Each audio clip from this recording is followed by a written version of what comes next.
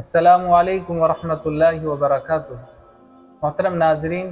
آپ سب جانتے ہوں گے کہ کووڈ کے زمانے میں سعودی حکومت کی طرف سے اعلان کیا گیا تھا کہ حرمین شریفین میں 20 رکعت تراویح کی بجائے 10 رکعت تراویح ادا کی جائیں گی، اور وجہ کووڈ تھی، یعنی کرونا کی وجہ سے یہ 20 رکعت تراویح میں تخفیف کی گئی تھی۔ اب جب کہ پوری دنیا سے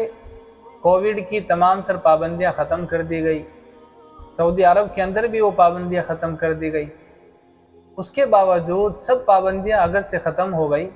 لیکن تراویح کا سلسلہ اب بھی وہی جاری ہے، یعنی اس سال بھی حرمین شریفین کے اندر 10 رکعت تراویح ادا کی جا رہی ہے۔ اور جب ہم کتابوں کا مطالعہ کرتے ہیں، تاریخ کا مطالعہ کرتے ہیں، تو ہمیں معلوم ہوتا ہے کہ صدیوں سے شروع اسلام سے لے کر حرمین شریفین کے اندر 20 رکعت تراویح ہوتی چلی آ رہی ہیں، اور حضرت عمر رضی اللہ تعالیٰ عنہ کے زمانے سے خاص طور سے تمام صحابہ کا اس کے اوپر اجماع ہوا تھا کہ تراویح 20 رکعت ادا کی جائیں گی، پورا مہینہ پڑھی جائیں گی، ایک امام کے پیچھے جماعت کے ساتھ پڑھی جائیں گی، اسی کے اوپر پوری امت کا اجماع رہا۔ لیکن ابھی چند سالوں سے ان 20 رکعت تراویح کے اندر تخفیف کر کے 10 رکعت تراویح کر دی گئی۔ اور دوسری طرف آپ حکومت افغانستان کو دیکھیں،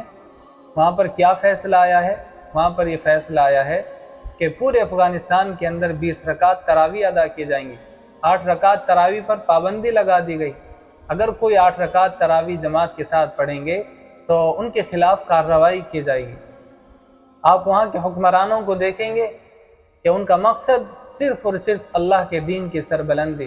اعلاء کلمت اللہ ان کا مقصد ہوتا ہے۔ کبھی بھی وہ دشمن سے نہ کمپرومائز کرتے ہیں، نہ کوئی سمجھوتا کرتے ہیں، ہمیشہ سے ان کے سامنے اللہ اور اللہ کا رسول، قانون، وہی سب سے آگے ہوتا ہے۔